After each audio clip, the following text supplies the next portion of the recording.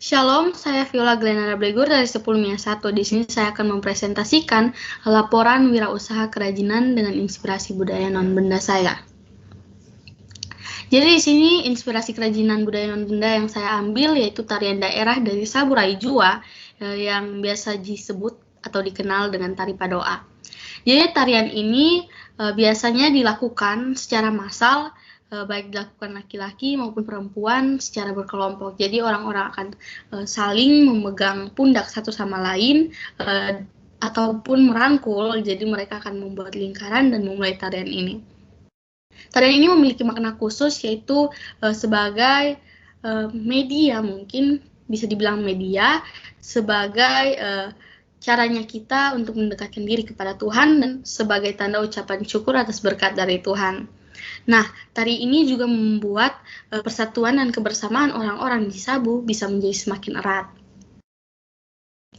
Nah, di sini sketsa dari kerajinan yang saya akan buat yaitu bingkai foto.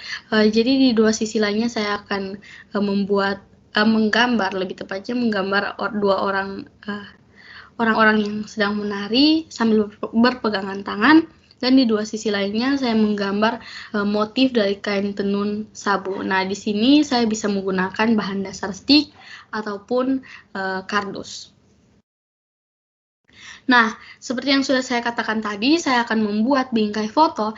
Kenapa saya memilih kerajinan tersebut sebagai usaha saya?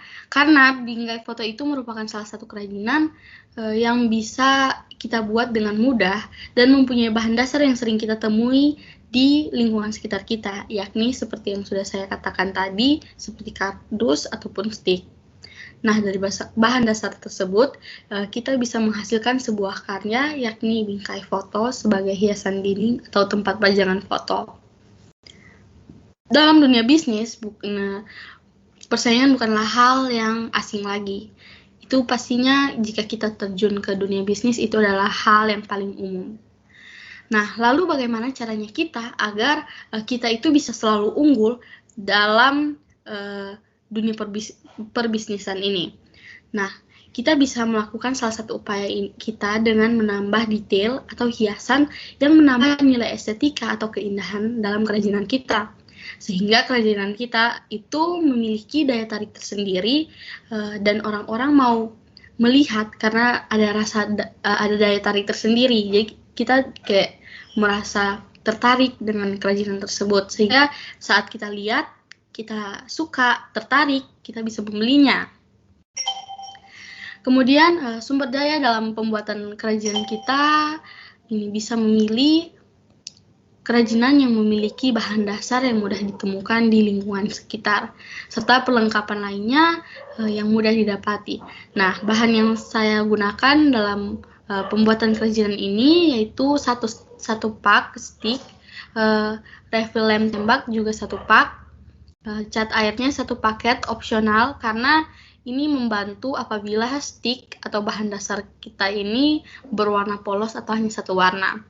Kemudian peralatan yang saya gunakan adalah lem tembak satu piece, gunting satu piece, kuas lukis satu paket opsional, tatakan cat satu piece itu opsional juga, spidol warna satu pak opsional, ballpoint satu piece opsional. Nah, seperti yang sudah saya katakan, kenapa opsional? Karena itu sangat membantu kita apabila bahan dasar yang kita gunakan ini berwarna polos. Tenaga kerja yang saya gunakan di sini satu orang, yaitu diri saya sendiri. Selama proses pembuatan kerajinan ini tidak ada teknologi yang saya gunakan sama sekali, dan total biaya pengeluaran dalam pengerjaan kerajinan ini 137.000. Kemudian yang berikutnya unsur estetika dari produk.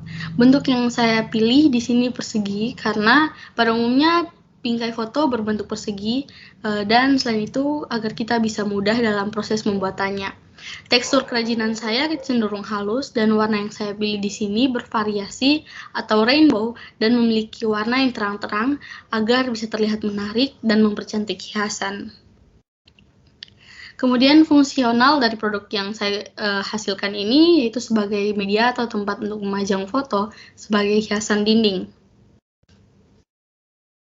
Tahap-tahap produksi, yang pertama tentukan ide kerajinan, yaitu sudah saya bilang saya akan membuat bingkai foto, kemudian mempersiapkan alat dan bahan, membuat sketsa dan kerangka, yang keempat membuat kerajinan dengan menyusun stick, kemudian dilem. Ini ada salah satu kerajinan yang sudah saya hasilkan. Kemudian yang terakhir menggambar orang sedang menari sambil berpegangan tangan di dua sisi, di atas dan bawah, kemudian di kiri dan kanan saya menggambar motif dari kain sabu. Nah, ini hasil dari karya saya. Apabila ada kesalahan kata selama proses presentasi saya, mohon maaf. Sekian dan terima kasih.